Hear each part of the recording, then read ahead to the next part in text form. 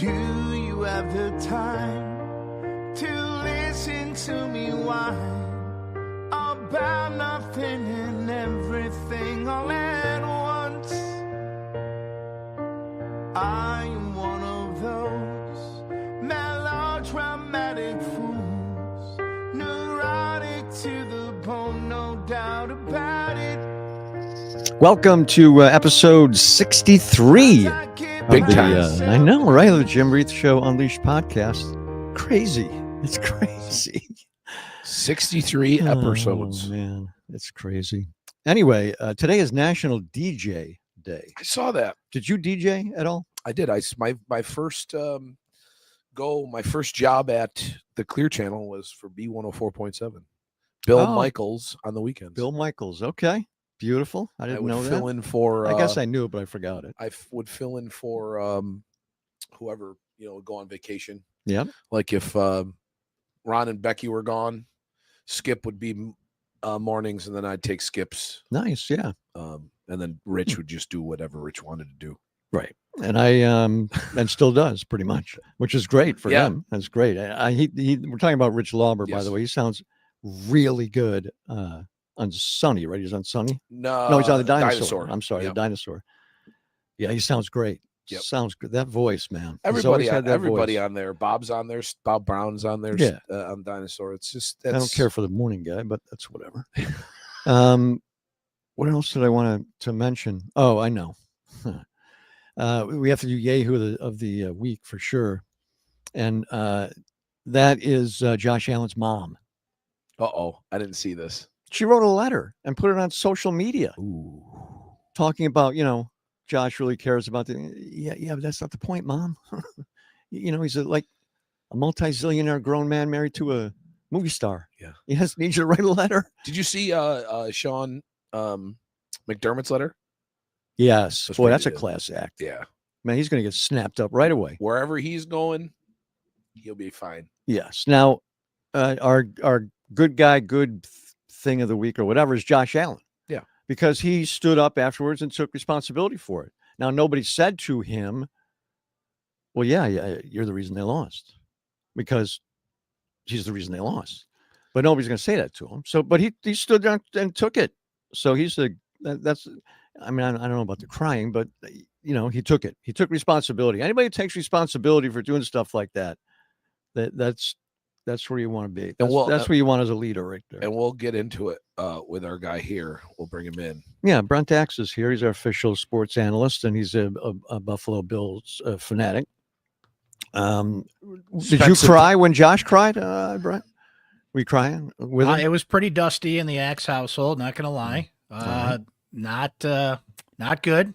When you see our Lord and Savior, Josh Allen, cry, and then you go in the locker room and they tell Deion Dawkins what Josh Allen said, and he starts crying, and it was a lot of big, burly men crying kind of moment here.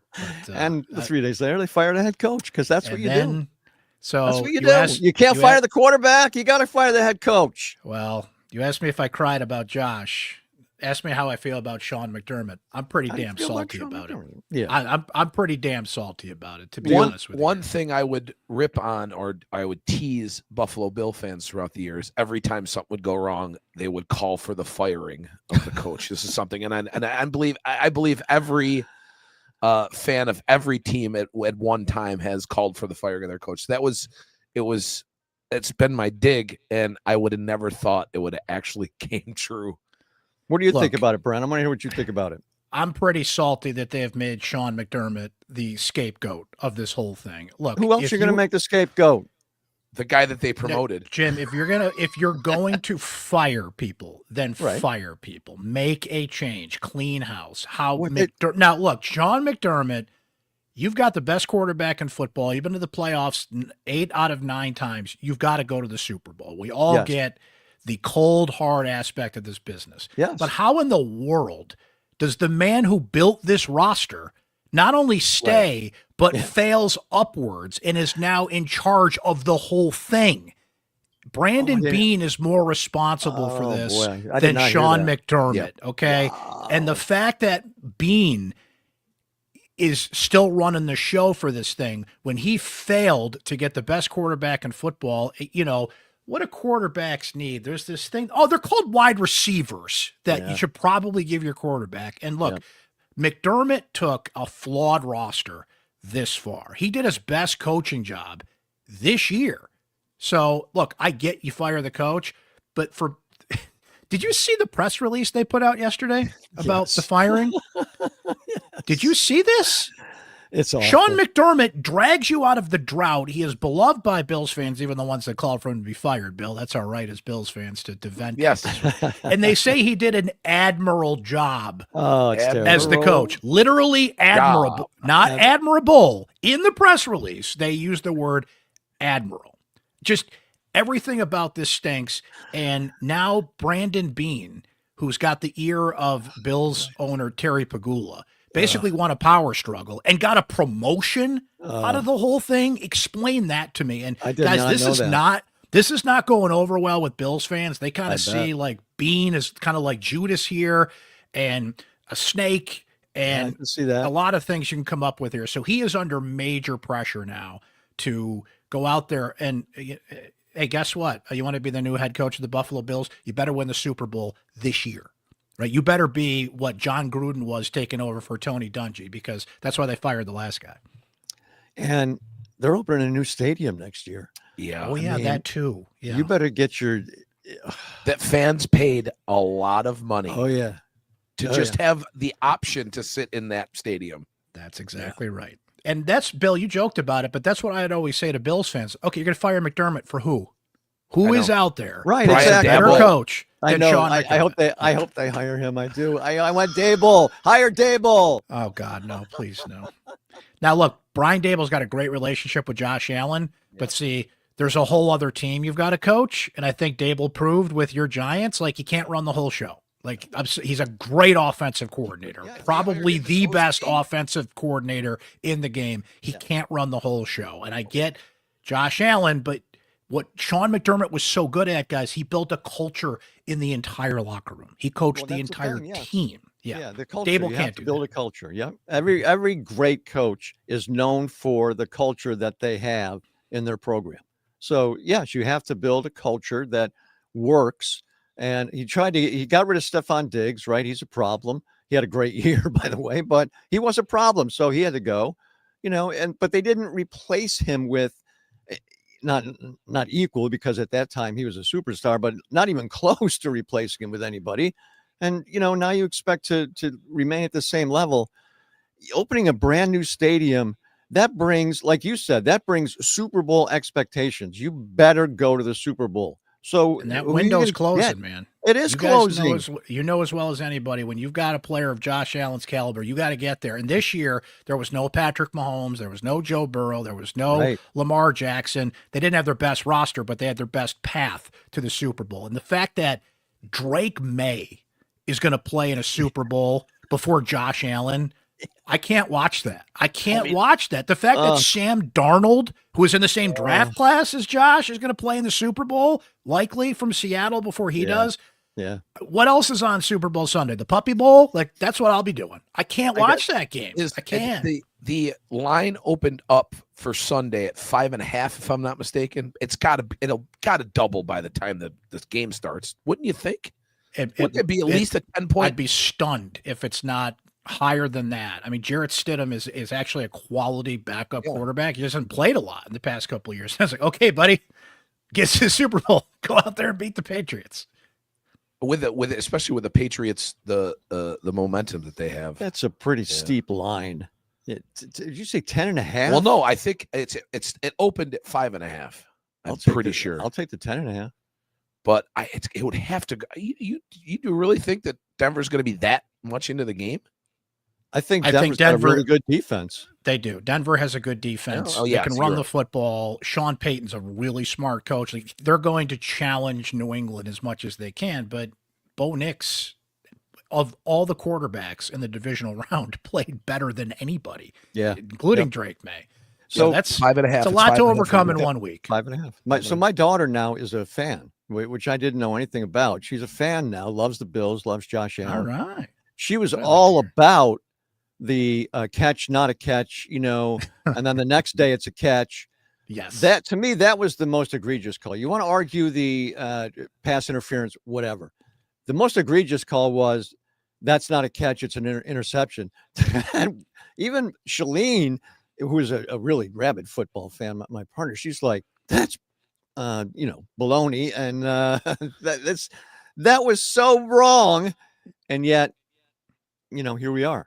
And why does this always happen to the Bills? Why do It these does. examples? You're right. Like go back. You know why they changed the NFL overtime rule? 13 seconds from a couple of years ago, because the Bills didn't even get to touch the football, right? Right. I don't like being these examples all the time, guys, but you nailed it, Jim. You know why I know that was a catch? Because the next day the same play happened and it was a catch. Yeah. That was a joke. Did they actually look at that, or didn't look at it at all, or didn't? They didn't even look at it. They just moved on.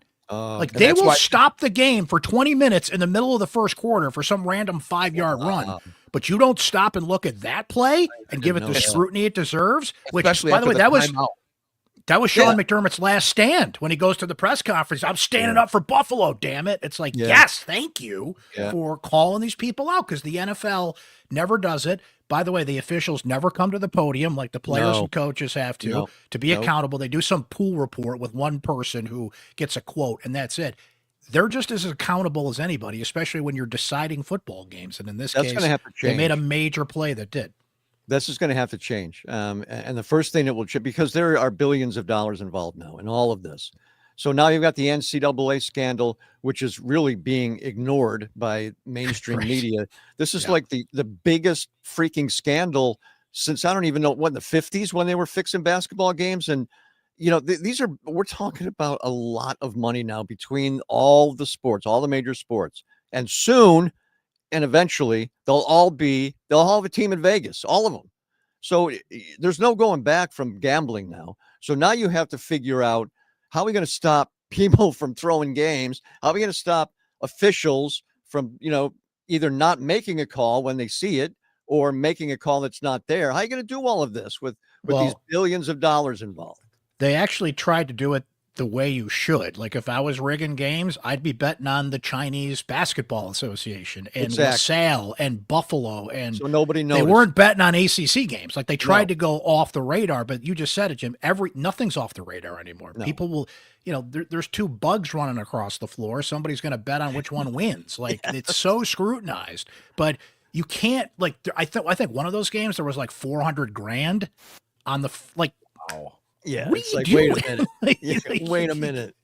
Someone's going to catch that. Versus who? Exactly. That's old mafia. That's old mafia stuff. Yeah, that's. But dumb. you just said it. There's now 3 professional teams in Vegas, and these guys know they can make a little money. We were just talking about the point spread, right? Well, you've got all these prop bets. You've got over-unders. You've got things that you can manipulate that if you're smart about it, nobody's going to pick up on, right? But if you're the more money you put on it, then greed takes over. Greed. Here we go again. Greed makes the world go round. Let's talk about SU quickly, the basketball team. They have the talent seemingly.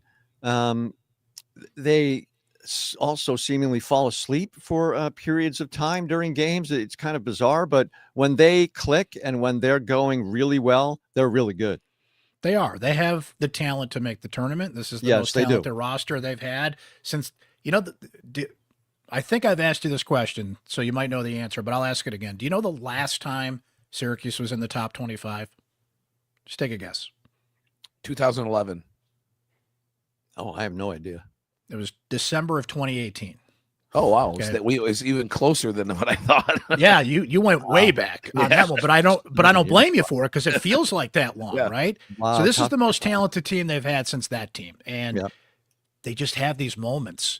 You go to Boston College, which, by the way, guys, half the building was Syracuse fans, right?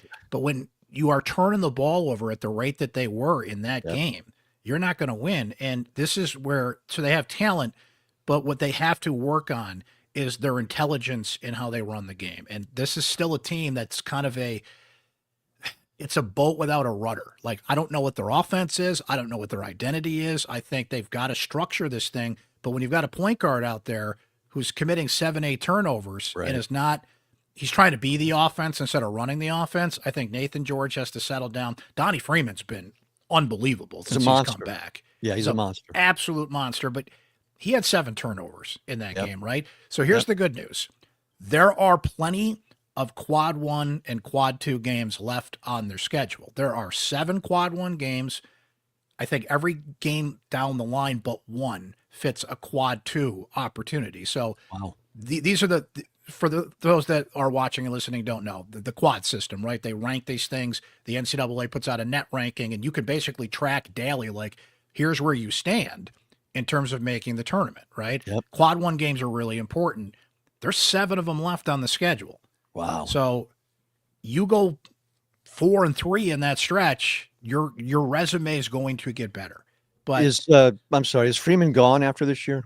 I think so. I think his NBA stock has gone way up. He's ready. He's got to prove he can stay healthy. He's already had 2 major injuries, so that'll be a concern. But he is moving into a lot of first rounds in mock drafts out there.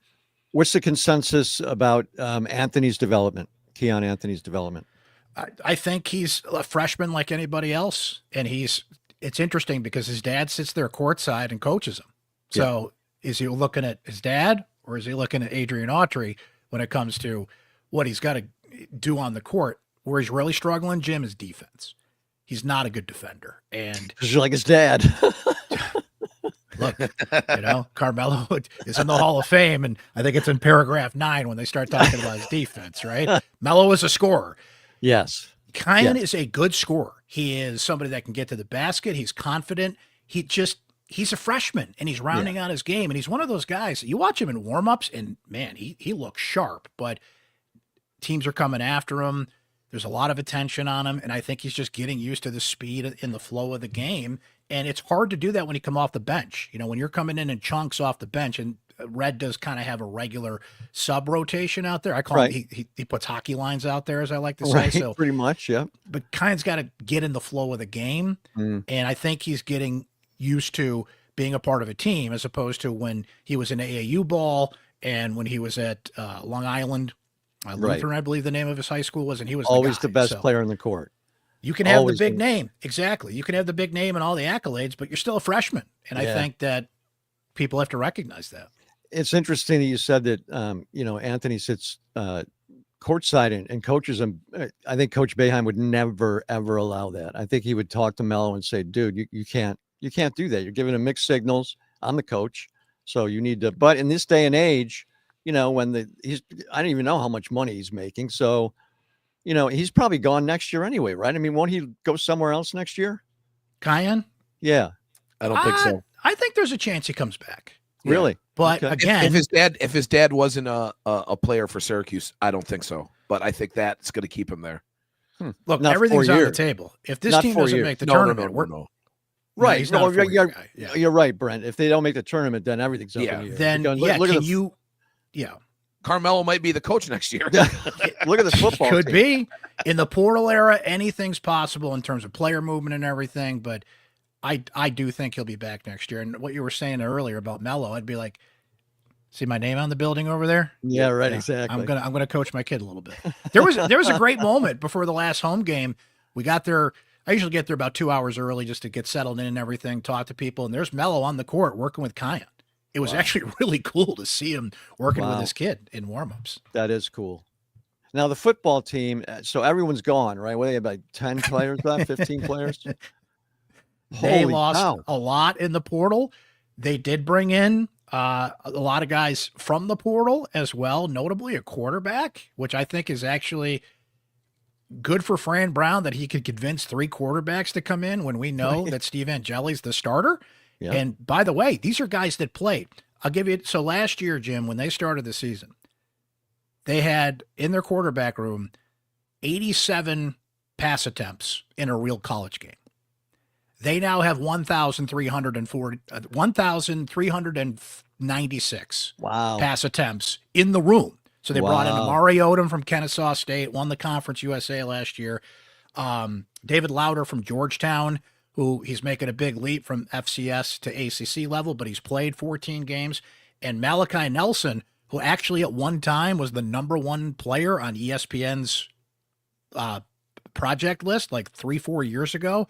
He just hasn't been able to stick as the starter. This is his 4th school, which is now normal to say in the portal era, as weird as that is. But he's also been at UTEP, USC, and Boise State. So at the very least, if Syracuse has to go through this again, the quarterbacks that are coming up the ladder, at least they've played college football. That's a bonus. Yeah, and now, so when Fran Brown first came in, he was getting portal guys from major schools, and we were surprised because Syracuse was never that kind of a rung on the ladder, right? So now it seems like we've regressed to getting, and this isn't necessarily a bad thing, getting the best players from the smaller schools, which again, because they're hungry and they need to prove themselves, can be a good thing. They've also have production at that level. You know, Kurt Cignetti in that amazing story in Indiana that we saw play out last night says that all the time. Production over potential. Now, look, Indiana has major Big Ten money. Indiana has the biggest alumni base in the country. Oh, that has been a sleeping giant for years. And oh, by the way, Mark Cuban helps fuel their NIL funds. So Indiana's a great story, but it's not like this, this little underdog here. They just needed the right coach to come in, and look what happens, right? So what Fran Brown has to do, because he doesn't have a Mark Cuban sitting around, is he's got to moneyball this thing. But I think they learned their lesson, Jim. You noted. Now, look, you got Kyle McCord, you got Fidel Diggs, you got Jackson Meeks, you got a few guys from Power 4 schools that worked out a couple of years ago, but they're turning around the philosophy and of let's just get football players in here that have played and have been productive, and hope we can coach them up. Yeah, I like that. I like that philosophy. All right, man, we kept you long enough for sure. That was awesome. Thank you for your time as always. I wasn't going to let Bill get into the whole geek thing with the what's the concert that's coming up. Did you say the Blues Traveler package? Okay. Well, we'll hook up. I think we'll a day of days, gentlemen. Yeah, Blues Traveler, Spin Doctors, Gin Blossoms, August 9th, CMAC. We will be there. Yeah, baby. Let's go. No Dave at the amphitheater is what I'm hearing this year. Also, we're gonna have to go to Darien Lake, I think. Didn't we say goodbye already? Brent, bye, guys. Thank you, man. We'll see you later. Bye. He's awesome. Do you know that season tickets went up this year for football? No, they did. Yeah. I'm in discovery mode right now, trying to figure out if I'm going to renew one or two or none. That takes some guts right there. I don't know. Wow, to raise prices after a season like that takes cojones. The person who is our that does all the work that gets us the tickets every year that we go with, our friend Jackie. She said, "Yep, there's going to be a little bit of a." How much is she know? She's got to send me all the info, and they want our money earlier this year too. Oh, I bet they do. Early money, probably in cash too. Yeah, bring it up in cash. Non-sequential $100 bills. That's correct, crisp $100 bills.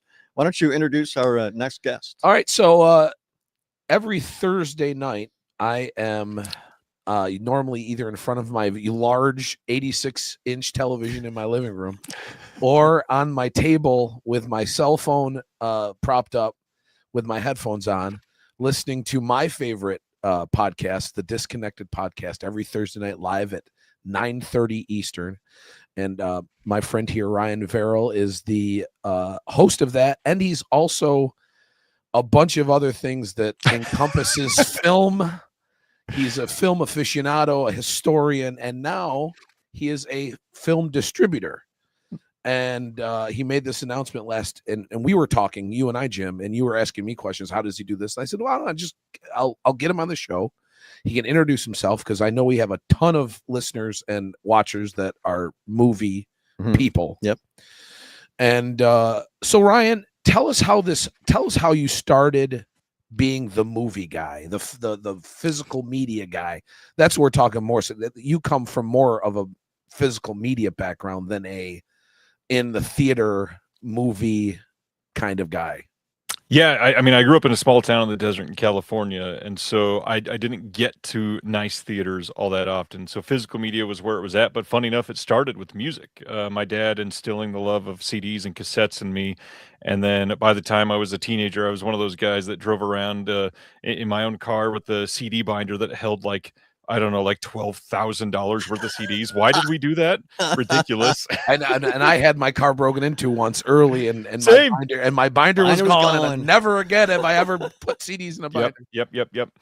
So yeah, I did that for years. Fell in love with actually holding things and the tangible love of hard media at that time, and it just kind of naturally transitioned into film eventually. And with me really loving film and film culture, it was the perfect way to see all of that history.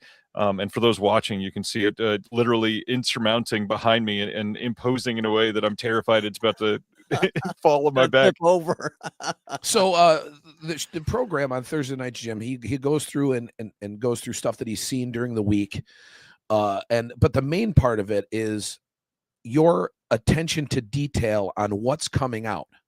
I mean, there's hundreds sometimes a week of Literally releases that are announced, and he's on top of them, and they go through each release. And I'll tell you, there's a ton of movies in my collection now that I've gotten just because of the show and the recommendations from the show. But the thing, and when I first started watching and listening to you, I didn't even know that you were into, he also does special features on some of the physical media releases. Oh, I have one here. Hopefully it's one of the good movies. Yes, this is one of my favorites. Great choice. This is one of my favorites. This is Australian, right? Not Australian. Australian? Austrian. Almost like a noir. It is, yeah. Animated feature about cat detectives. I like it.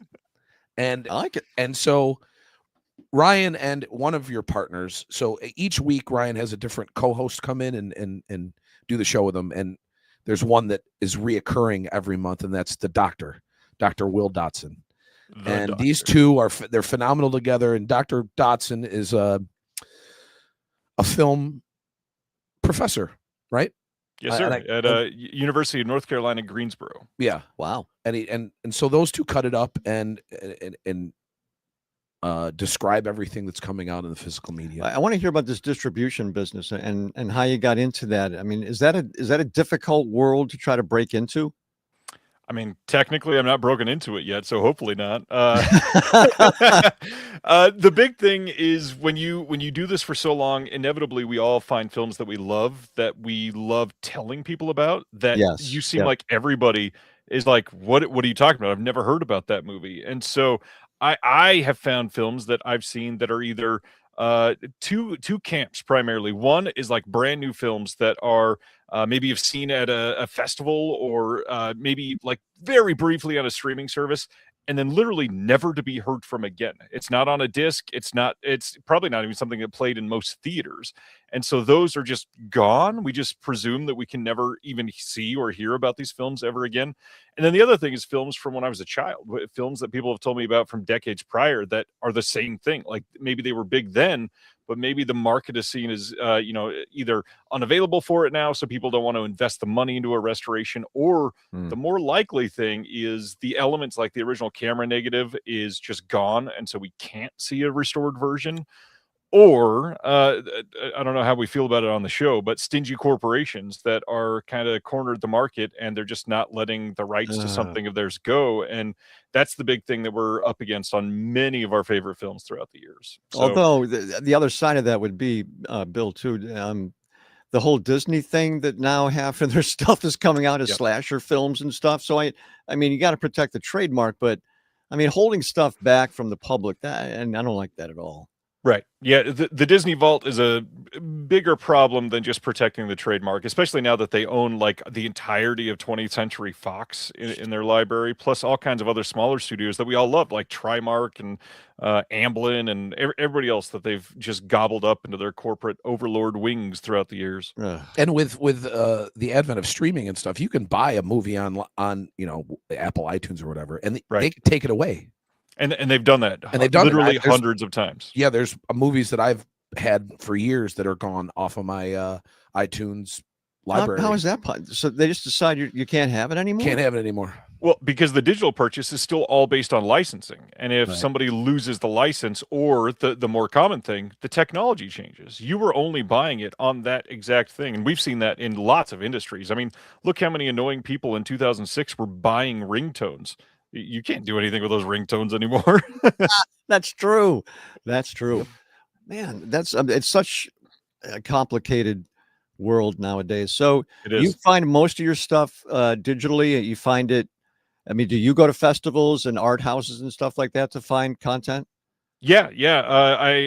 I've gone to a handful of festivals. I'm going to another one here in just about a month and a half. But the other thing is, I know a lot of people that do this sort of thing, and they lament to me that, man, I saw this great movie a couple of years ago and I can't find it anywhere. I've been trying to tell people. I'm like, oh, which one? Let me write that down and see if I can find the owner and see what we can work out. And I mean, some of the ones that we're working on right now literally premiered at a festival last year, and you can't see them anywhere. They've never been on streamers. They've never had a distributor step in. And some of them, they've gotten offers, but they're predatory. And this is something, a part of this industry that most people never hear about because it's so uncommon. The plight of the filmmaker is not something that people are generally empathetic to, but the reality is they're getting screwed. I mean, people are spending hard-earned money that they've raised like through family and friends, and they've worked the first 8 years of their filmmaking career to make a film that is great, but maybe it's not great enough in some executives' eyes to take a leap on. And so it's just there. It's just something that they've got, and they're holding it, and they're like, I need to do something with it, but without the right partner, I literally can't do anything except for upload it to Tubi, which, guess what, owned by Disney. Oh no. So you're gonna have two arms to your distribution company. There's going to be the theatrical arm and the physical media arm, and they announced their first title for the theatrical arm, and this is what I'm head first, because me and Disney. Yeah, the first title is called Stolen Kingdom, and you can go ahead and give a synopsis of what that's about. So Stolen Kingdom is the story about, we'll say, urban exploring run amok that was going on in Disney World about, it started decades ago, but primarily it hit really hard in like the late 90s and early 2000s when blogging was big. And so people were going to Disney World, getting off of rides when they weren't supposed to be, and going into the restricted areas of the rides and just exploring because security cameras weren't quite as heavy around that time. And so Stolen Kingdom is the story about these people that were getting off, and somebody, we technically don't know who to this day, stole an animatronic from Epcot that was worth almost $500,000. His name is Buzzy. And so this story is the perfect the perfect combination of urban exploring, of like Disney lore and fandoms, and then it turns into a true crime documentary. Like, there's CCTV footage of interrogations in this film. It is an incredible movie, coming to a theater, hopefully near you, and then eventually to a disc. We'll get it on streaming and VOD in between there. But the big thing is to get this experience out for everybody, because this is one that's incredible to see with the crowd. Wow. Yeah, I'd love to see that. I have my own experience with the Magic Kingdom in Orlando, Florida in 1976. When they were building Space Mountain. I was in boot camp there, Navy boot camp there, and they let us go to Disney World for the day, which was insane. We went, of course, to the bar at the hotel that the monorail goes through. Contemporary. We were in the bar there. They asked us to leave after a while, and so we did, and we went to the roof of the hotel, which was easily accessed back then. It was just up some stairs, to the top, up a little ladder, right up to the roof. There was like 6 of us. Nice. And we spent some time on the roof, and I have pictures from there, the construction of Space Mountain and everything. But there's like all kinds of nooks and crannies, right, in Disney World and Disneyland that people don't know about. Oh yeah, I mean, some of the footage that you'll see on here and some of the pictures, It's kind of mind blowing. There used to be blogs that were getting literally thousands of hits a day from people visiting that just loved the underground stories and the lore behind what is going on. People used to update, oh look, somebody stole binoculars off of this thing. We're going to share a picture of it. Or there's literally like a black market for some of these things that people would get, and even something as small as like a brochure that was not supposed to be reached by the public would fetch hundreds to maybe thousands of dollars. It's wild. Well, you're a Disney guy, Bill. I mean, is there a VIP trip that you can take that they do a tour of like the underground? Oh stuff? yeah, the keys to the kingdom. Oh, there is. It's wicked expensive now. Yeah, I bet. It's really expensive now. But now Disney has taken into account that people are buying things and reselling them on the internet. So they will now, if they find people abusing that, if you're a pass holder for a year, you get discounts and whatever. So now that if they find that you're buying stuff and selling it, they'll ban you from the parks for life. Yeah. Wow. Holy cow. I can't wait to see this. So give us all the details, how people can find you and all of your stuff. Yeah. I will post these links on all of our socials, but if you want to give that to us. Absolutely. So the big thing is Antenna Releasing is the new endeavor. Like I said, you can find that at antennareleasing.com or on social media, all of the platforms under Antenna Releasing. We're going to be posting all of our press releases, all of our trailers, all of our art, lots and lots of stuff to come. It's going to be incredible. If you like the physical media side, the Disc Connected on all social media, Facebook, Twitter, Blue Sky, everything. And it goes deep. I mean, I even publish a physical media and film focused magazine called The Physical Media Advocate. You can check out. It's in stores across the country, even one place in Canada. You can buy it worldwide on Amazon.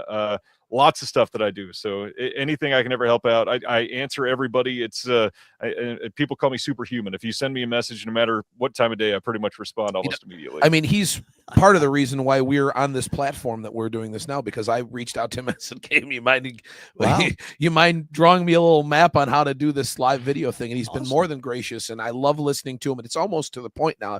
I think this will be your final award. The awards coming up on your podcast. This will be my third award ceremony. So this will be my third year. Nice. So a couple things have happened. My bank account is depleted because of it. But I've found some unbelievable stuff. I bet. And I just grabbed a couple before you leave.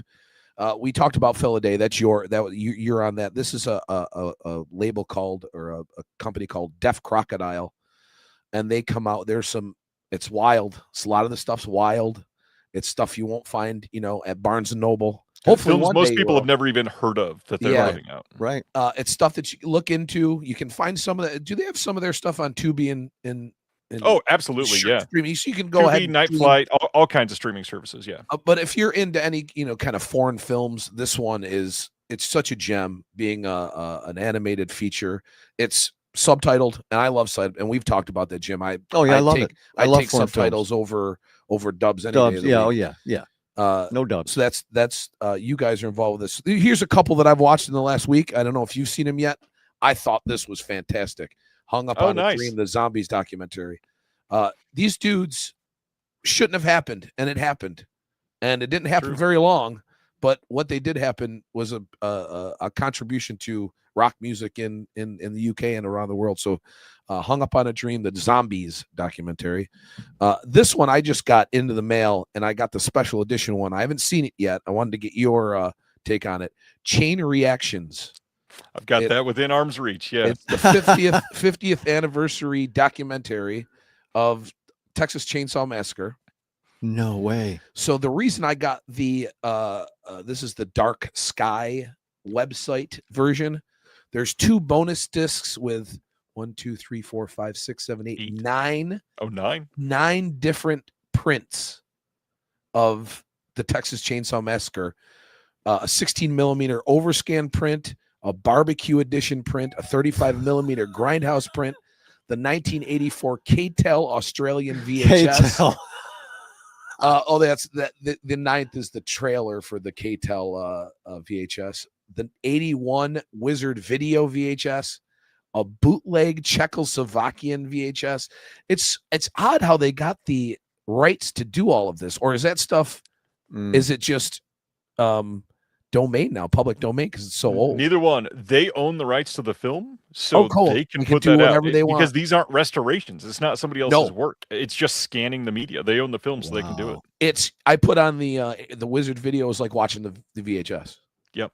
So this is something I'm going to hit this up tonight. Of stuff that I've seen in the last few weeks, this is my favorite. Vinegar Syndrome's Time Crimes, unbelievable Time Slip. That's right. You like that? I love time slip movies. Yeah. It is Spanish. It is Spanish. Yep. And so it's you can do the overdubs, but it's subtitled and watch it with the subtitles. You see what you created here, dude? You're responsible for like half of this. The dubs are terrible. Don't do the dubs. No subtitle. This is a great movie. It's a thriller, sci-fi, wild. As soon as you figure out what's going on, I call it the Departed moment. I always call it the Departed moment when the big shot. Yeah, the elevator door opens up and he gets shot. And that there is a Departed moment in that movie. So Vinegar Syndrome is one of the big boutique labels that put out some of the wildest stuff you'll ever see on disc. It's some of they have Ed Wood stuff in their collections and that Time Crimes disc is one of the best examples I'll give of why these discs are so important. Not only is the film itself there great, but they've got one of his short films on there, which is a legendary, incredible short film, which is subversive and funny and silly and kind of off the wall, but you can't see it anywhere else except for I think there's a bad scan on YouTube. But without a disc, like it could be gone forever. So you give it the respect it deserves. Not to mention, on top of the film and the short film, there's hours of extra content on top of that. So you're fully getting your money's worth. And that's the best part about the boutique labels is the hours and discs. I mean, I have movies over here that have 5 and 6 discs and it's just one movie, but it's the encompassing extras that just makes you want to spend that extra money for it. 100%. All right. You're the man. Thank you for coming on, Ryan. I really appreciate it. Thanks, Bill. Thanks, You're awesome, dude. And I will see you on Thursday on your show. I'll be there. I always am. As I type in on the YouTube. I'll be there. All right, thanks, guys. Thanks, Ryan. Yeah, great dude. Unbelievable. It's weird because there's like if I have a trip coming up, I won't watch it. I'll wait because it comes in podcast form like we do, and I'll listen to it. Save it. I'll save it for the trips because unlike us, you can get an hour out of us, but he goes 3 sometimes 4 hours. No kidding. Yeah, especially if there's a big like a big release coming out or one of the labels has a bunch of stuff. It's in depth. He'll go through every movie that's coming out in depth. Wow. And then he'll whatever was announced for the coming up, he'll do all those, and then he'll do what's coming out the next week.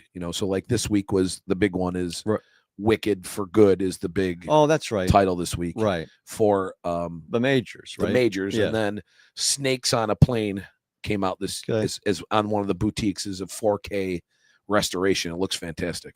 It's a terrible movie though. Oh my God, not at all. Really? It's not supposed the problem is it's the director made it as a tongue-in-cheek movie. Oh, okay. I mean, you could see they didn't promote it that way, that's for sure. It's tongue in the whole thing. They actually went back and refilmed that famous line, "I'm tired of these motherfucking snakes," and blah, blah, blah, blah, because of the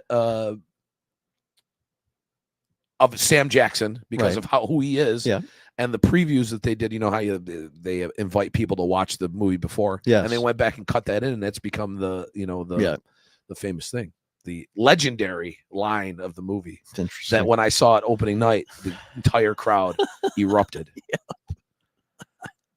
I can imagine. It's a great line, and it's the line of the movie. Yes. So now we have another guest on the program today, and we're happy to welcome him in because he's doing something special in downtown Syracuse, and it's special for a lot of reasons. Absolutely. And Garrett Heater is here, and he's the director of the Covey Theater Group. How are you, Garrett? Good. Thank you for having me on. Let's talk about the new theater and the new building, because that's very exciting and very needed for that part of town for sure. Yeah, we're really just hoping to build on the cultural amenities that are already in the Holly Green neighborhood with the Grove Theater. We are 1 block away from Art Rage Gallery, which is wonderful for us. And then we're just 2 blocks away from 5 Points, which is its own success story. Yeah. So that's a neighborhood that has been in transition for quite some time. You have, people who have really put a lot of effort into turning things around in Holly Green. And then there's, people who are under different circumstances and are having a tough time. So that it's a transitional neighborhood. Explain exactly what the building is and what you have to do to it to get it ready to go. Absolutely. So the building was built in 1926 as a single screen cinema. So it started off by showing silent films, and then that evolved into talking pictures. But by the time of the early 50s, it became defunct. And the area that you can see on the screen right now, where the single screen is, you can see some seats. You can also see the original organ for the silent pictures is right down front there. And crazy enough, you can still see where the screen used to hang in the space, but anything that is of any value over time, that back area, there's like this little lip that hangs from the ceiling where you can see where the original screen used to be. And if you look, I think it's up to the left in the left-hand corner, there are a pair of air grate medallions that are pretty much the only thing of value that's left in the space. And I think the only reason they're still there is because nobody could get to them. I swear to God. That's it. That's the only reason. We were able to uncover the original balcony where patrons would have gone. The railing has since been taken down, but the original double set of staircases are still there. Wow. So we plan on preserving everything that we can that was original to the space, but a lot of it has either deteriorated or been stripped for its value and sold at some point. And it's very long, 100-year history. Yeah. In the 1950s, the lobby and the 2 storefronts that were original to the space and the upstairs area where there were offices that were going to turn into residential units, all of that went through many, many different hands as the neighborhood began to shift economically at one time. And there still are many examples of the beautiful, beautiful homes that are in the space that are very well maintained by the residents there, because there is so much love for the neighborhood by the residents of Holly Green. I just live up the street in Sedgwick Farm, so I'm a big fan of the neighborhood as well. It affects my life too. It does, yeah. A series of beautiful neighborhoods that are well kept, but also have economic drivers and an artistic liveliness to them. So the space lost its usefulness as a cinema. And then, like a bodega moved in. There was a laundromat at one time. Yeah. I heard that in the early 2000s, perhaps, there was a dojo that had moved in upstairs at one point. So the usefulness of the space has changed with the neighborhood. However, I think probably around 15 years ago, the space really became an eyesore. And when you have spaces that are not being loved, there's not only deterioration in the physical sense, but also there's a spiritual deterioration of the space as well. So there was a lot of drug activity that was happening there, a lot of vandalism, and there may even be evidence that it might have been like an underground strip club. No kidding. Or a brothel or something nefarious was going on in there. So probably, yes. Yeah. Yeah. So we got to get Ryan involved. He can do a movie about the history of the yeah. Wow. So from this sort of nefarious place that it's inhabited for the past, 20 years or so, we have a vision and community support and support from the state to turn it into a live performance venue that is going to provide a residency for my theater company, the Covey Theater Company, which has been doing high quality shows in Syracuse, particularly downtown, for the past 15 years. Yep. So as a nomadic company, we're really happy to be able to say, hey, here's a building that is going to have, there's no columns. It's a clear span space. Oh, great. And because it's going to be multifunctional, meaning you have the residential units upstairs, we're going to have one storefront that's street level that'll be available to rent. Hopefully a nice patisserie or a coffee shop will open up there that'll be complementary to the theater space. The patrons will really enjoy that. We feel that we are not just doing a service to the arts community in Syracuse by rehabbing this building that was once probably grand in its own small neighborhood way, but we also feel like we're doing a service to the city at large, creating a year-round economic driver that is going to hopefully transform that block, certainly of Hawley Green, and hopefully have ripples beyond that block, the 400 block. Do you have to deal with the historical people on the building, or is it beyond that? It's not that we don't want to. We are able to. We're actually pursuing historic tax credits, which is great. But because of the nature of the historic tax credits, you have to, and rightly so, go through a very painstaking, time-consuming, detailed analysis of the building. You have to have expert architectural drawings done and showing where, for example, where those medallions are. Right. And if that's your starting point, and you say, well, we know we have like 2 pictures of the space. We know these medallions were there. We know these very austere, rudimentary staircases were there, but they're original. How do we preserve those and then build on that aesthetically? So I have no desire to create sort of cinder block walls and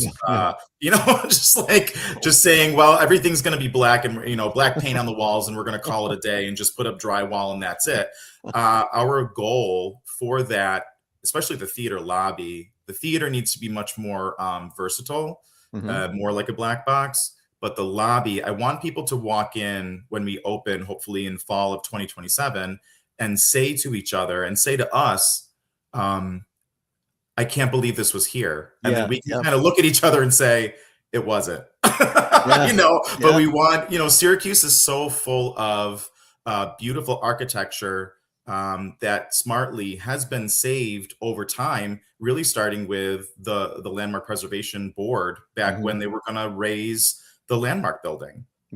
Thankfully, those people back in, I believe it was the early 70s, had the foresight to say, we're not letting urban renewal destroy the character of our city. So we want to be a part of that legacy of beautiful historic structures coming back to life, being repurposed. The Mitzvah Tower is a great example of that. And the perseverance of, I'm flaking on his name and I shouldn't. Michael Green. Oh yeah, Tom Serio. Tom Serio. I walked through that space about a year and a half ago and got a wonderful tour. And his excitement with that space was palpable. And our excitement with this space is palpable too. Much smaller goals, with our building is only 9,000 square feet, but we want the impact of that space to be dramatic and valuable because I live here. I'm not coming in from New York City to do this. I'm not coming in from another state to just drop money on a piece of real estate and you don't care what happens to it. I want this to succeed. We were lucky enough to receive an ARPA grant from the city for $50,000 for facade beautification. That was the max amount you could get when you applied. We asked for $230,000 from the state for Empire State Development, and we received the full amount. So, a lot of work has to go into that, and we have to have the liquid assets up front to pay for that, and then you get reimbursed and all that stuff. So we have all those things, we're looking to get those things in place, but we already have, it's such a great vote of confidence from the city and the state, and they're like, we want this too. And I'm gonna be honest with you, nobody's gonna get rich off this venture. A lot of arts organizations just do it because they have several people that are on board with the same vision, and they just want to create something beautiful that didn't exist before. It's interesting because local theaters really don't usually, local theater groups don't have a home. Like you said, you guys were vagabonds. All of them are vagabonds. And now you've got a home. Are you going to open that home to others, or how is it going to work? Yeah. And one of the things that we felt was really important in Syracuse specifically, you have two different types of performing venues. You have maybe something that used to be a paint store, 10 years ago, and now you're setting up folding chairs because your production team has some ingenuity.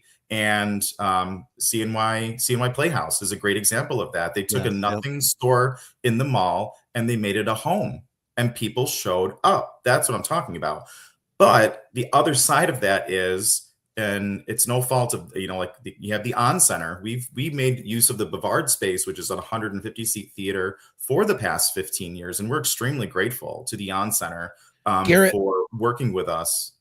Was the one show I did for you about 15 years ago, was that one of the first Covey? It was a play with Michael O'Neill. Yeah, so what you're talking about, which did happen in the Bavard space, Bill, you're absolutely right. So that was a play called A Man for All Seasons. Oh, yeah. By Richard Bolt, I believe, is the playwright's name. And that was done by Simply New Theater. And that was under the auspices of John Nara, who has... He's now working in Alabama or Arkansas, I think. He's a professor down there of theater. So that wasn't our outfit, but because John left, that's when Covey Theater started. I knew there was some kind of. We were like, what are we going to do now? John's gone. So me and Susie and Mike started our own company, and the rest is history. And that was and Man for All Seasons. That was directed by the legendary Dan Terzi, right? Yeah. So that show was directed by John. Was it John?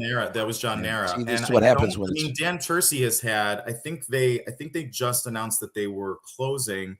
But Rarely Done Productions has been a staple in Central New York for a very long time. Yes. I really wish I knew when they started, because I would say it right now, but I can't remember. But they've been very valuable too. And, all of these theater companies, and there aren't as many as there used to be. Billy used to do shows with Christine Lightcap, just like I did. And she was a home for people too. But now there are, Baldwinsville Theater Guild, you have CNY Playhouse, you have Covey Theater. I don't want to leave anybody out. Great Northern Collective Theater. Great, yeah, but they're removed, and just like BTG, but even BTG's doing shows at the Everson, like Covey started doing that a couple of years ago, and BTG is doing hair there. They have a show coming up there soon. My point is that you do have Red House, you do have Syracuse Stage, you have Hangar Theater, you have the Rev, but those companies serve a different purpose for the community and for the performers in the community. So for a lot of people, the community theater groups, like the ones I just named, Covey, BTG, CNY Playhouse, those are meant to be accessible for a large number of people. Yes, definitely. Who are not or can't fit a semi-professional schedule into their life.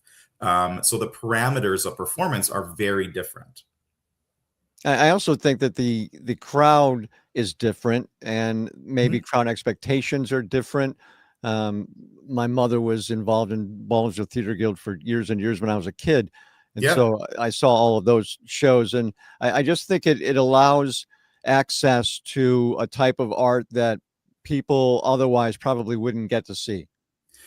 I have to totally agree with you there. And one of the missions with Covey Theater Company, of which I'm the co-founder and artistic director now, is to create brand new plays. I've written a bunch of shows that have been produced here. We just did Lizzie Borden Took an Axe for the umpteenth time, and it became the highest selling play that we've ever done in 15 years. So we like to bring people things that they would not otherwise see. We have a series in the spring that's staged concert musicals of shows that may not get a full production around here. We're very proud of that.